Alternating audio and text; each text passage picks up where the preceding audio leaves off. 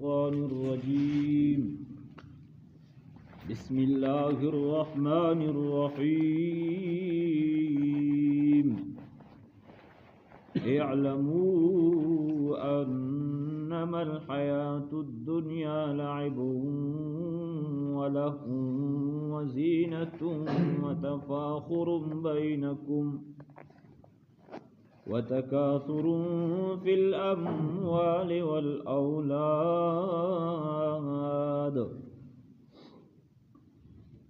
كمثل غيث أعجب الكفار نباته ثم يهيج فتراه مصفرا ثم يكون حطاما وفي الآخرة عذاب شديد ومغفرة من الله ورضوان وما الحياة الدنيا إلا متاع الغرور صدق الله مولانا العظيم.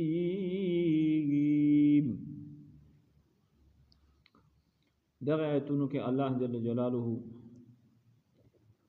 د دنیا د زندګۍ د بې ثباتۍ تذکرہ کوي او د آخرت انسان ته الله ترغیب پکې ورکوي چې د دنیا زندګۍ باندې انسان دوکا نشي. د دنیا چې کوم رنگینۍ دي شویشتا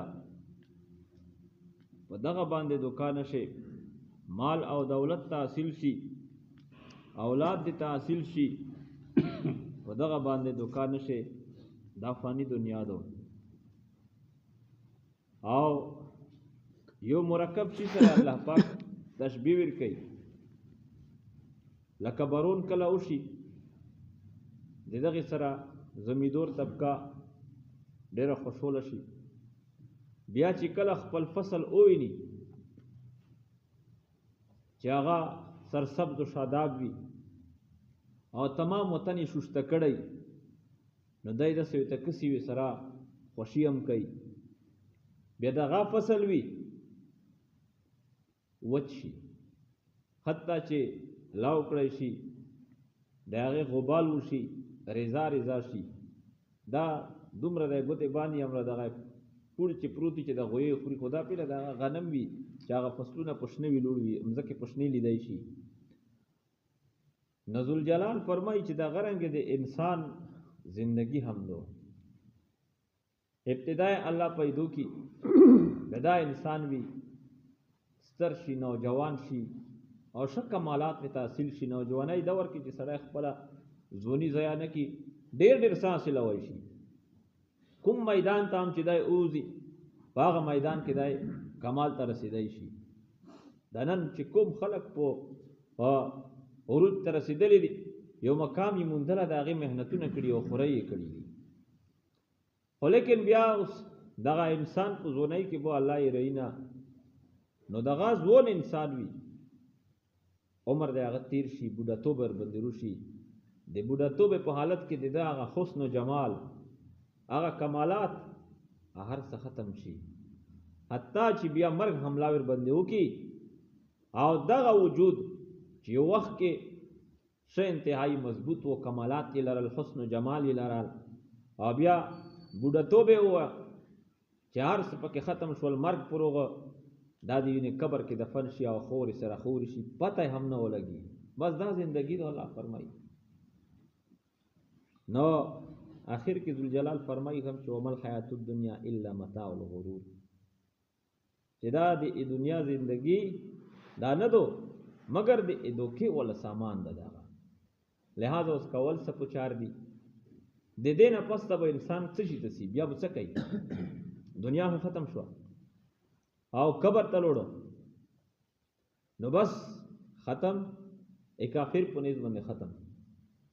چې یو ریزو ته زه مسلمان یې او دا ستر استمنې هم کوم، عبادتونه کول، منځونه کوو، په سړک کې اودسونه کوو، او بیا ریزیر باندې روشي، ټوله ریزل وږه تېروه، مال جمع کو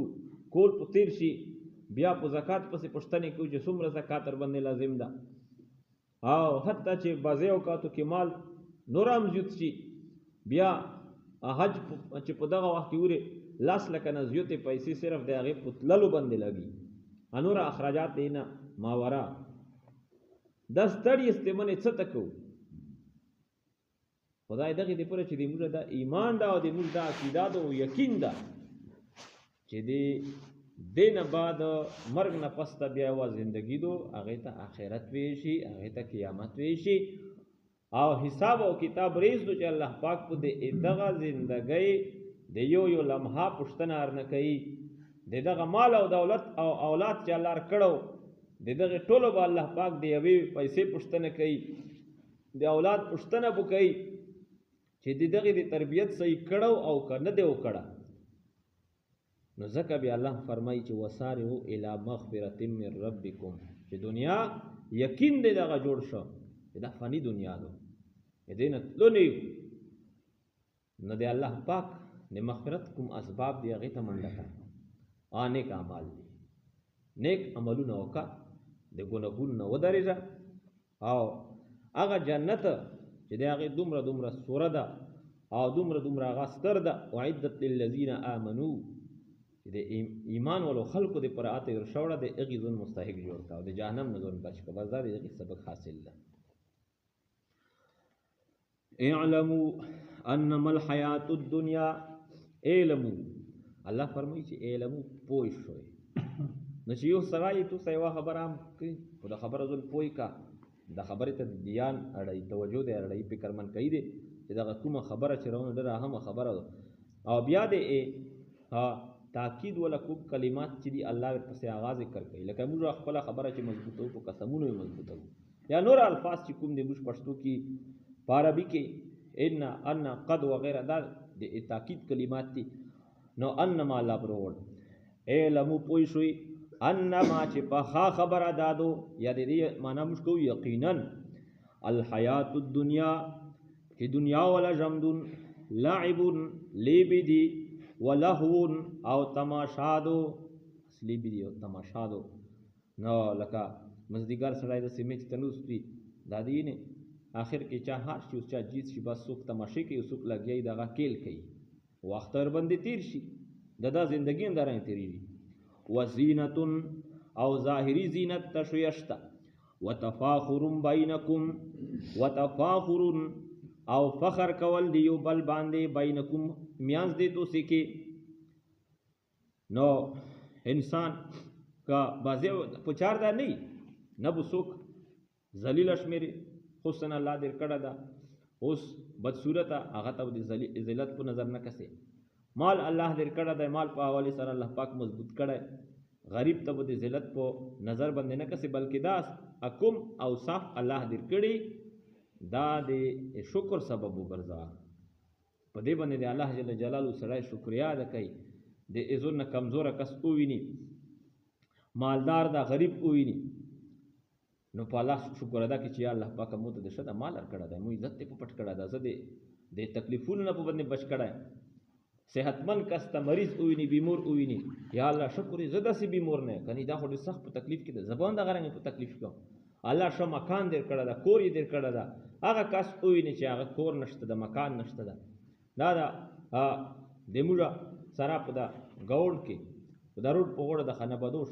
تاسې ټول چې کله نه سره وخت تر تېرو دغه طبقه موږ وینو، د دغې پوخ مکان ونه شه په دا تنبیونو کې وخت ته تېروي، او د دې ګزران زندگی او معاش دا موږ تاسې ټول یو چېرته کې داسې ډیران غوندې لګېدلی غریبون په دا نیت په هلته کې ګرځي چې موږ تاسې ژوند دې پوره عیب شمېرو چې هلته کې موږ څوک وویني، دوی لګیا خپل رزق په دا کې غوړي، چېرته چا بوتل ترېلي، چېرته چا ډوکه ترېلي، جمع کوه او لیپپې ته یې اچوه، بورۍ ته یې اچوه، کباړ ته یې وړه. نو اوس بیا خپل ژوند چې الحمدلله موږ ته الله پاک څومره د عزت والا زندګي کړې ده، خپل کور الله کړه ده، ښه مکان الله کړه ده، ښه ډیوټي او ملازمت الله کړه ده، حلال روزګار الله کړه ده، په عزت سره الله پاک مو ته مال کړه ده. نو دغه الله پاک په دغه باندې شکریا سره ادا کوي، نه دا چې بل ته به د حقارت او د ذلت په نظر باندې کسي. وتکاثر فی الاموال والاولاد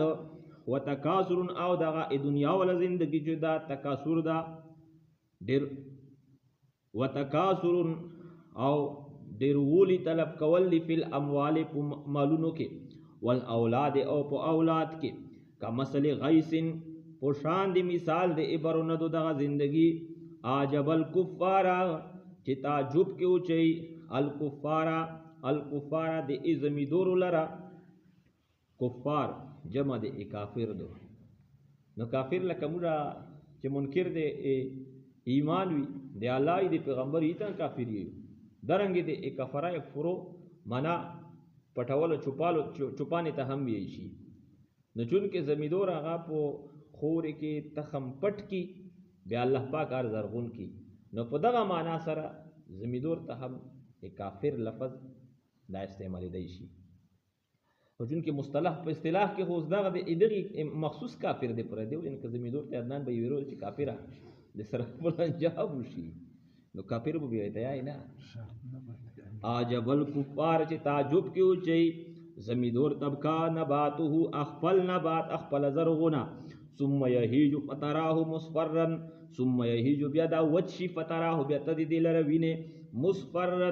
زیړ ثم يكون حطاما بیا دا وګرځي حطاما ریزا نو د فصل ریزا شي دا غرنګ د انسان ژوندۍ په اخر کې ختم شي فنا شي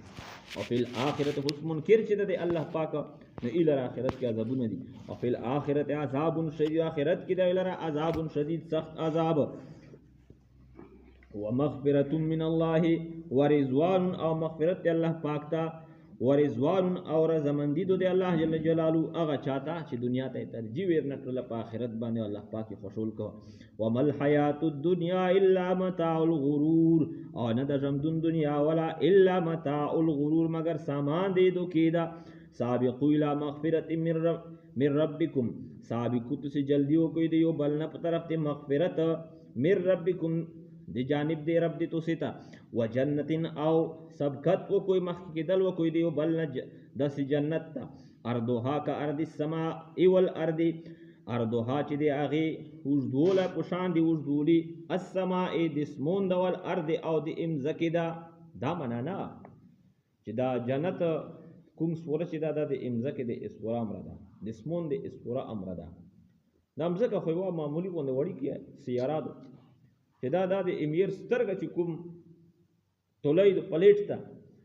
نو په دغه کې بوداوري 13 لاک مرتبه دا په کرسی د موږ د مځکه او بیا قطبی ستاره ساينسدانونو د فلکیات ولا چې په قطبی ستاره کې به دا امیر سترګه چې کوم پلیټ ته نو دا پکې اوچو دا 54000 په خپل ځون کې زوی کی او قطبی ستاره چې بیا کله پسمون کې وروخي په دغه طرف کې پوری کې کیږي نو ا د شګې د ذریعہ امر پړک پسمون کې کوي